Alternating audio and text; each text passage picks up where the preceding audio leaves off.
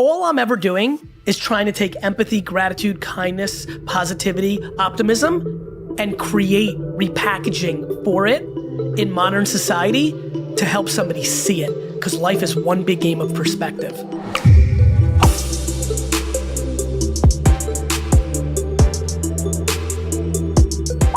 You have crazy, beautiful eyes. The first time you said that to me was like, I think it was the first time we met, and it was like one of the most awkward things ever because I was like, for me it was I did not expect awkward. that from Gary. Yeah. Like, it's the last thing I expected from you. But you did nothing to make that happen. True. I always say I can't take credit for them. I say that all the time. I don't take credit for anything I am. Yeah. All my accolades, I'm like, my parents, my circumstance, ooh, Soviet Russia to America, ooh, the 80s, oh, Jersey, oh, this, oh, some form of learning disability, like, ooh, right? You know, by the way, not being diagnosed with a learning disability, which then either I'm right or I'm wrong, but it doesn't matter. I didn't have to deal with that pressure, especially in the 80s when it was a little bit more of like scary than it is now. Like, what if I was? What if I did? Maybe I didn't. Probably not, because they would have caught. But like, you get into all these circumstances. This is a big deal, though. I'm sure that what I talk about is right for me because I'm incredibly in tune with myself, and I'm an incredibly good communicator in a style that hits a certain group, which helps them get the insight to create affirmation, to create lack of fear, to try something, to start the process, to get to a happier place. Yeah. That is a blessing. Yeah, 100%. Now I want people to figure out that things are right for them based on their luck, circumstance, what's their beautiful eyes. Yeah. Yes, maybe they're not an entrepreneur because they don't have incredible lack of fear, but maybe that they are incredibly compassionate, unbelievably analytical, remarkably competitive, incredibly gorgeous, wonderfully funny. Like, let's lean into what we're awesome about. Everybody's spending all their time on what they suck at. Yeah. Themselves, they're doing that. And I promise you, everybody else is spending all their time telling you what you suck at. Yeah. I'm spending all my time thinking about what I'm awesome at. Yeah. And I'm spending all my time trying to figure out what everybody else is awesome at. Some of it's very obvious, like beautiful eyes. Others are like, hey, you're a good kid. Keep listening to me.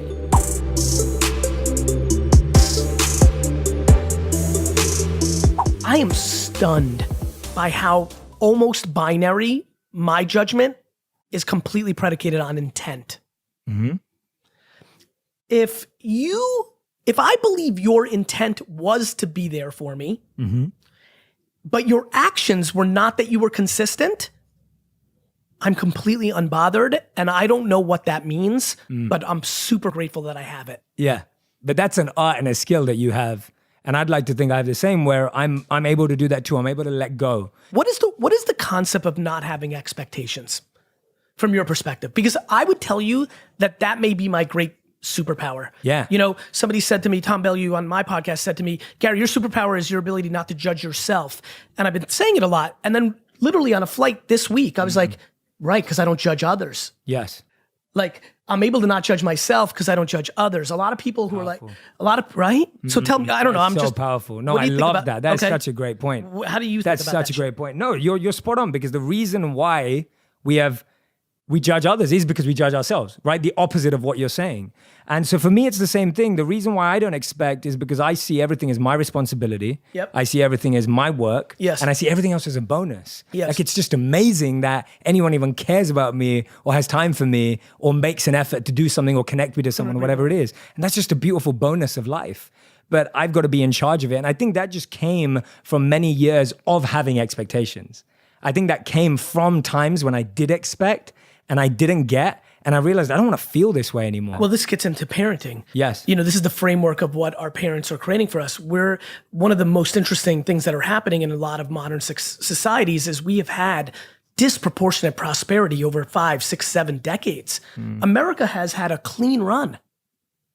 I mean, we've had a couple of recessions here and there. We've had a couple of internal country scandals. We have underlying issues of sexism and racism and things of that nature.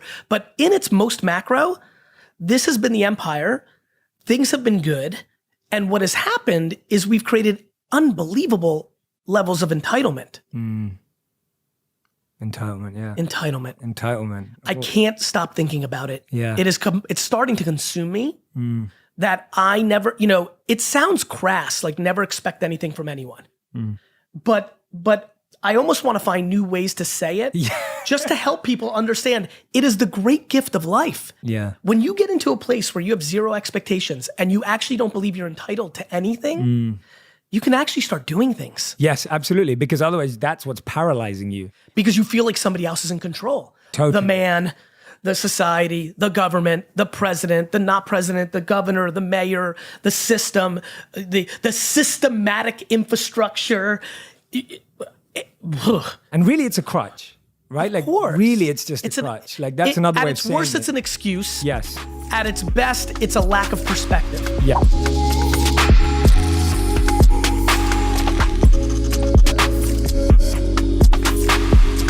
You talk about so much about the value of human life. Yes. And how rare it is and how amazing it is, which I don't know if you know this, but it's like such a deep Vedic concept, which is like thousands. So Vedic is like the philosophy that I studied in. Okay. It's like one of the oldest philosophies of mankind. Okay. And one of the biggest principles in there is about the value of human life. Like the way I think about 400 trillion to one. Correct. It's helped so many people, by the way. Yeah. Out of all the pieces of content I've ever put out, something in it has penetrated. How does one get to, like when I hear you say it, when I look at the way I was taught it, when I look at the monks that I know live it, when I know people that really live that, what was it that helped you really accept gratitude and live that? There we go. Okay. Nice. It's all I'm ever doing is trying to take empathy, gratitude, kindness, positivity, optimism, and create repackaging for it in modern society to help somebody see it. Because life is one big game of perspective. And if you've been raised by parents in an environment and have natural DNA that makes you look at something upside down, I've got to flip it. And when I say I have this enormous love and need for admiration that I've come to realize. Admiration will not come in the form of me making the most money. Admiration will not come in any other form than if I give so much more to you than I expect from you in return. I was gifted an ability of the gift to gab. I am creative. I understand attention graphs. I have work ethic. I have aspirations. All of that has created one big game where I feel responsibility to be able to get this message out in a way that won't get to people that can never become monks or that won't become disproportionately high educated philosophical. I'm in the trenches with my style, but it's the same product. Yeah. And so 400 trillion to one was one way for me to get people to be like, do you understand? There's nothing any of us in this room will accomplish that is even in the galaxy of that we have a chance to do something. Yeah. I just don't understand. What are you going to complain about today that is even remotely close to never having the ability to have a life? But like what? What are you going to complain about? Like even if you're the worst ranked person, 7.7 billion in the world, you're born to slavery and genocide in a fifth world country where you're raped every day, starved, slaved, lose your parents, no love. The game of life actually still creates the rare potential for you to break out of that and go on to do something and then bring positivity to the world better than not being born at all. I believe that.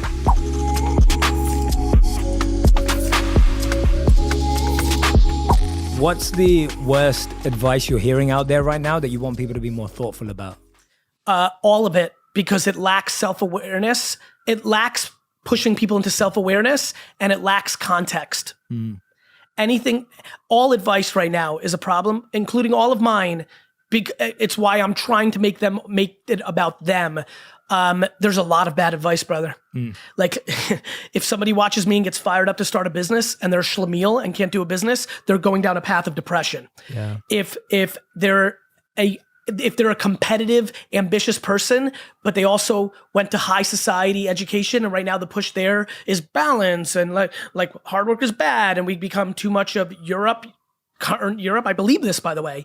Like that's bad advice for somebody because they're going to be depressed because they lean too into current social, political correctness, and what they actually are is a dog, and they just want to grind. Yeah. But right now, grinding is bad. Yeah. Absolutely. All advice is bad if you haven't deployed enough love for yourself and self-awareness to understand what to pick off.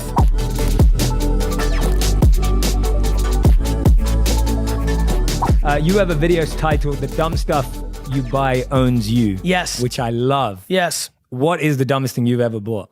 Great question. Because we've all bought dumb stuff. My current apartment in New York City. Interesting. It made me super not liquid, made me miss out on investing in Uber. You know, it's the dumbest in literal, but it established my family in a neighborhood that I wanted to raise it. So it's obviously way better. But in the second level, you know, probably the dumbest thing that I've ever bought are the things that I didn't buy. Right. Like a vacation that I should have taken, which would have been a fruitful use of time. That's definitely it. You know, as I'm trying to be a little bit better in communicating regrets, because I can't focus on them, but I want to talk about them because I don't want to make it seem like I'm not human. Yeah. I could have done a lot more balance of leisure, 14 to 30, because I worked every minute. Yeah. I wish, and when you start with I wish, that is regret. I wish I had 5 to 10 more memories in my 20s with my high school and college friends of going on those trips that everybody does. Like there's a very interesting clip of me where you can really see it manifest, where I talk about like, I'm not lucky. Like a bunch of kids when I first started blowing up from high school and college would hit me up and they're like, Gary, you're so lucky. And I was like, I'm not lucky. Yeah. When you went to the Jersey Shore every weekend, I worked my off.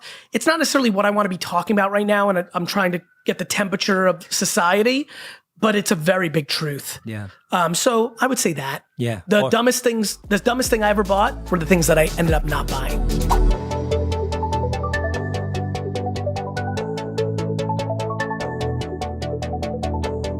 I talk a lot about why people aren't capable of producing content to the world, which is now the requirement as a human to achieve happiness. I genuinely believe that. I believe taking advantage of all of our abilities to reach out to the world through these new channels with no friction is an enormous gift and opportunity. The reason most can't achieve it is because they're unable to take back the inevitable feedback that immediately comes with the opportunity. To your point, I genuinely believe the reason I can take the feedback is because when I go into my Instagram post that I just posted, literally in back-to-back comments, one will say that I'm walking on water and the next will say that I'm a snake oil salesman charlatan.